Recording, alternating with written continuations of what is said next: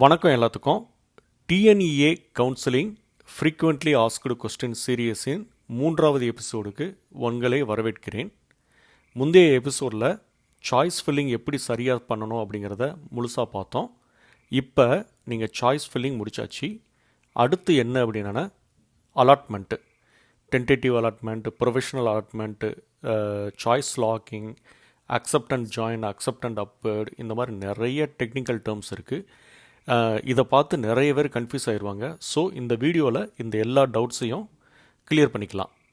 சரி, இப்போ நம்ம டெக்னிக்கல் டேர்ம்ஸை பார்க்குறதுக்கு முன்னாடி டிஎன்இஏ கவுன்சிலிங்கோட கவுன்சிலிங் ப்ரொசீஜர் ஃபார் 1 ரவுண்டை தெளிவாக நம்ம பார்த்துடலாம். ஃபார் எக்ஸாம்பிள், நீங்கள் ரவுண்டு 1ல் இருக்கீங்கன்னு வச்சுக்கோங்க. ஜூலை 20 காலையில் 10 மணிக்கு உங்களுடைய சாய்ஸ் ஃபில்லிங்கை ஸ்டார்ட் பண்ணுவாங்க. ஜூலை 22 5 மணிக்கு உங்கள் சாய்ஸ் ஃபில்லிங் கம்ப்ளீட் ஆயிரும். கிட்டத்தட்ட 3 நாள் உங்களுக்கு டைம் கொடுப்பாங்க. 3 நாள் கூட எக்ஸாக்டாக கிடையாது, அதோட கொஞ்சம் கம்மி தான். அதில் முடித்து நீங்கள் லாக் பண்ண உடனே அன்றைக்கி நைட்டு சிஸ்டம் உங்களுக்கான காலேஜை சூஸ் பண்ணிடும். சூஸ் பண்ணிட்டு மறுநாள் காலையில் நீங்கள் லாகின் பண்ணுறப்ப உங்களுக்கு எந்த காலேஜ் கிடச்சிருக்கு அப்படிங்கிறது தெரியும். இதுதான் டென்டேட்டிவ் அலாட்மெண்ட் அப்படின்னு சொல்லுவாங்க. அதை கன்ஃபார்ம் பண்ணுறதுக்கு உங்களுக்கு ஒரு நாளோ 2 நாளோ டைம் இருக்கும். நீங்கள் காலேஜ் வந்தோடனே அங்கே தான் நீங்கள் ஒரு 6 கைண்ட் ஆஃப் கன்ஃபர்மேஷன்ஸாக நீங்கள் சூஸ் பண்ண வேண்டியது இருக்கும். ஏதாவது ஒன்று சூஸ் பண்ண வேண்டியது இருக்கும். ஃபஸ்ட்டு ஒன்று அக்செப்ட் அண்ட் ஜாயின் ஒன்று இருக்கும். 2வது அக்செப்ட் அண்ட் அப்வேர்டுன்னு ஒன்று இருக்கும். 3வது டெக்ளைன் அண்டு அப்வேர்டு அப்படின்னு ஒன்று இருக்கும். 4வது upward and move to next round ஒன்று இருக்கும். 5வது decline and move to next round ஒன்று இருக்கும். கடைசி டெக்ளைன் அண்டு குயிட் அப்படின்னு ஒன்று இருக்கும். நீங்கள் இதில் எதை சூஸ் பண்ணுறீங்களோ அதுக்கு ஏற்ற மாதிரி நெக்ஸ்ட் ஸ்டெப் மாறும். அதை பற்றி டீட்டெயில்டாக இந்த வீடியோவில் பார்த்துடலாம். இப்போ ஃபஸ்ட்டு பார்க்க போகிறது டென்டேட்டிவ் அண்டு ப்ரொஃபஷனல் அலாட்மெண்ட். இது ரெண்டுக்கும் என்ன டிஃப்ரென்ஸ் அப்படிங்கிறத நம்ம பார்க்க போகிறோம். டென்டேட்டிவ் அலாட்மெண்ட் அப்படிங்கிறது என்ன அப்படின்னா, நீங்கள் சாய்ஸ் லிஸ்ட்லாம் பண்ணிட்டீங்க இல்லையா, உங்கள் சாய்ஸ் லிஸ்ட்டு ரேங்க் அடிப்படையில் சிஸ்டம் தற்காலிகமாக ஒரு சீட்டை உங்களுக்கு ஒதுக்கும். அதாவது உங்களுக்கு எலிஜிபிள் கரெக்டாக இருந்துச்சு அப்படின்னா ஒரு சீட்டு உங்களுக்கு ஒதுக்கும். ஆனால் இது ஃபைனல் கிடையாது. இந்த ஸ்டேஜில் நீங்கள் உங்கள் டெசிஷனை சொல்லணும். அதாவது நீங்கள் இதை அக்செப்ட் பண்ணுறீங்களா, இல்லாட்டி அப்போர்டு வேணுமா, இல்லைன்னா டெக்ளைன் பண்ணுறீங்களா, அதுக்கப்புறம் தான் ப்ரொவிஷனல் அலாட்மெண்ட் அப்படிங்கிற ஒன்று க்ரியேட் ஆகும். அதாவது ப்ரொவிஷனல் அலாட்மெண்ட் அப்படிங்கிறது என்ன அப்படின்னா, இந்த ரவுண்டுக்கு உங்களுக்கு வழங்கப்படும் ஃபைனல் அலாட்மெண்ட் ஆர்டர். இந்த ஆர்டரை வச்சு தான் காலேஜ் அட்மிஷன் ப்ராசஸே நடக்கும். இப்போ இந்த ஸ்க்ரீனில் தெரிகிற மாதிரி நீங்கள் ஒரு 8 காலேஜை நீங்கள் சாய்ஸ் ஆர்டரில் வச்சுருக்கீங்க. இந்த காலேஜில் ஜிசிடியில் இசிஇ உங்களுக்கு கிடைச்சிருச்சுன்னு வச்சுக்கலாம். ஓகேங்களா? நீங்கள் டென்டேட்டிவ் அலாட்மெண்ட் வந்த உடனே நீங்கள் 6 ஆப்ஷனில் ஏதாவது ஒரு ஆப்ஷனை நீங்கள் செலக்ட் பண்ணணும். First option accept and join அப்படிங்கிறது. இதோட அர்த்தம் என்னென்னா, இந்த காலேஜ், அதாவது இந்த கிடைச்சிருக்கிற காலேஜ் எனக்கு போதும், இதையே ஃபைனலாக எடுத்துக்கிறேன் அப்படிங்கிறது சொல்கிறது. இதுக்கு பிறகு அப்போர்டு மூவ்மெண்ட் கிடையாது, இந்த சீட்டு தான் ஃபைனல். அடுத்ததாக காலேஜுக்கு நேராக போய் அட்மிஷனை கம்ப்ளீட் பண்ணணும். ஒரு 5 நாள் டைம் கொடுப்பாங்க. நேராக நீங்கள் காலேஜுக்கு போய் ஃபீஸ் பே பண்ணி கன்ஃபார்ம் பண்ணிக்க வேண்டியதான். 2வது அக்செப்ட் அண்டு அப்வேர்டு.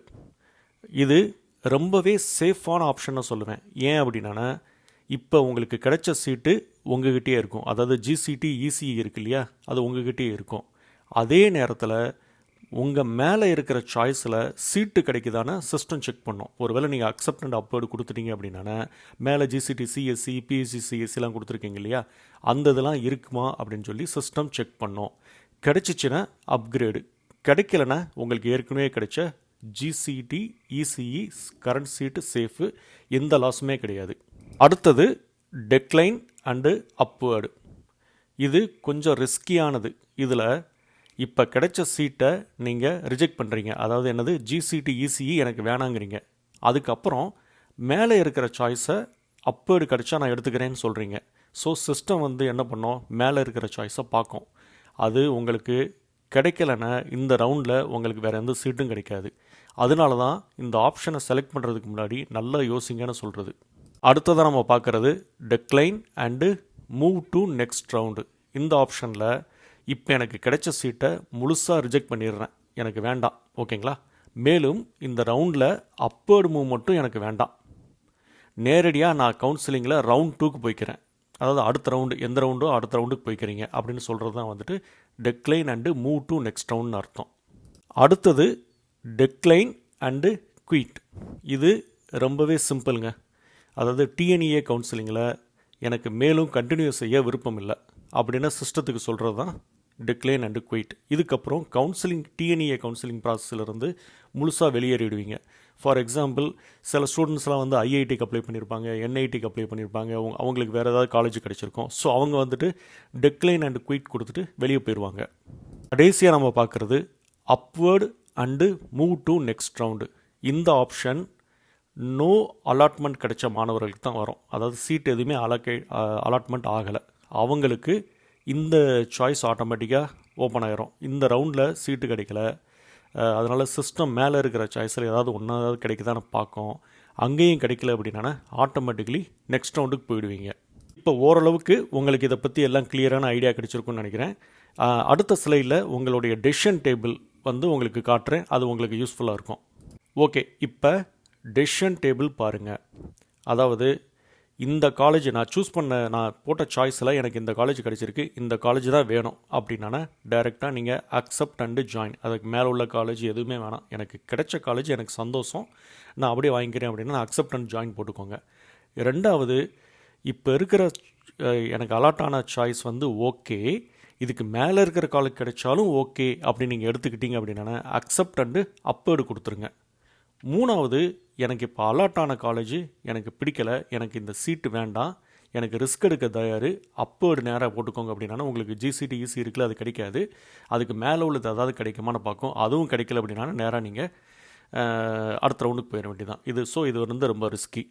நாலாவது வந்து இந்த ரவுண்டே எனக்கு வேண்டாம், டைரெக்டாக நான் வந்து விட்டுட்டு நேராக வந்து நான் மூவ் டு நெக்ஸ்ட் ரவுண்டு போய்க்கிறேன் அப்படின்னா decline and move to next round அப்படின்னு போட்டுக்கலாம். அஞ்சாவது வந்து கவுன்சிலிங்கிலேருந்து நான் கம்ப்ளீட்டாக வெளியேறிக்கிறேன் அப்படின்னீங்கன்னா டிக்ளைன் அண்டு குயிட் அப்படின்னு கொடுத்துட வேண்டியதான். ஆறாவது, எனக்கு சீட்டு கிடைக்கல அப்படின்னா upward or move to next round. அப்புறம் இன்னொரு முக்கியமான டவுட் என்ன அப்படின்னா, இந்த ப்ரொவிஷனல் அலாட்மெண்ட் பிடிஎஃப் வந்து உங்களுக்கு கிடச்சிச்சு அப்படின்னாலே உங்கள் சீட்டு 100% கன்ஃபார்மா அப்படின்னா கேட்டிங்க அப்படின்னா கிடையாது.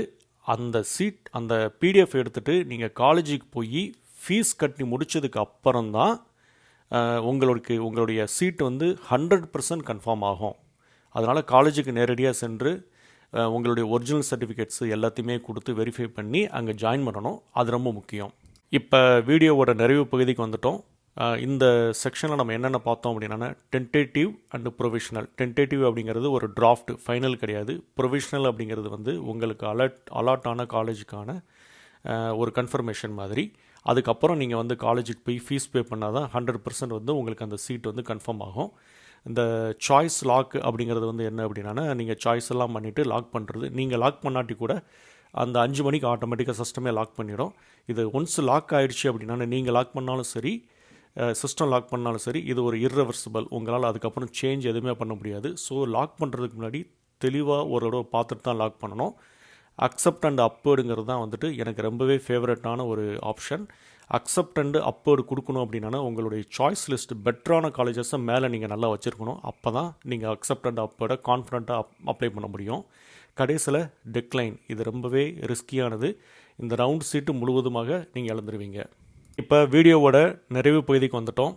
அலாட்மெண்ட் ப்ராசஸை சரியாக புரிஞ்சுக்கிட்டீங்க அப்படின்னா கவுன்சிலிங்கில் பாதி ஸ்ட்ரெஸ் குறைஞ்சிரும். நீங்கள் சூஸ் பண்ணுற ஒவ்வொரு ஆப்ஷனில் அட்வான்டேஜும் இருக்குது, ரிஸ்க்கும் இருக்குது. அதனால் எந்த ஆப்ஷனை நீங்கள் செலக்ட் பண்ணுறதுக்கு முன்னாடியும் அவசரப்படாமல் எல்லா டீட்டெயில்ஸையும் கரெக்டாக புரிஞ்சுக்கிட்டு முடிவெடுங்க. இந்த டெசிஷன் டேபிள்னு ஒரு இது கொடுத்துருந்தேன் இல்லையா, அதை நீங்கள் வந்து ஒரு ஸ்னாப்ஷாட் எடுத்து வச்சுக்கோங்க. நம்மளுடைய அடுத்த எபிசோடில் மாணவர்கள் அதிகமாக கேட்குற பிரான்ச் கொஸ்டின்ஸ்க்கு பதிலாக பார்க்க போகிறோம். அதாவது சிஎஸ்சி வர்சஸ் ஐடி, இசிஇ படிக்கலாமா, ஏஐடிஎஸ் ஃபியூச்சர் எப்படி இருக்குது, ஏஐடிஎஸ் வர்சஸ் ஏஐஎம்எல் எது பெஸ்ட்டு, மெக்கானிக்கல் இன்னும் ஒர்த்தா, சிவில் இன்ஜினியரிங்க்கு ஃபியூச்சர் இருக்கா, இப்படி எல்லா முக்கியமான பிரான்ச் டவுட்ஸ்க்கும் பதில் சொல்ல போகிறேன். இந்த வீடியோ பயனுள்ளதாக இருந்தால் லைக் பண்ணுங்கள். உங்களுக்கு இன்னும் அலாட்மெண்ட் ப்ராசஸ் பற்றி டவுட் இருந்தால் கமெண்ட்டில் கேளுங்க. உங்கள் ரேங்க்குக்கு எந்த காலேஜ் பிரான்ச் கிடைக்க வாய்ப்பு இருக்குது அப்படிங்கிறத ஜே இன்சைட்ஸ் டிஎன்இஏ கேம்பஸில் செக் பண்ணி பாருங்கள். நன்றி. அடுத்த எபிசோடில் சந்திப்போம்.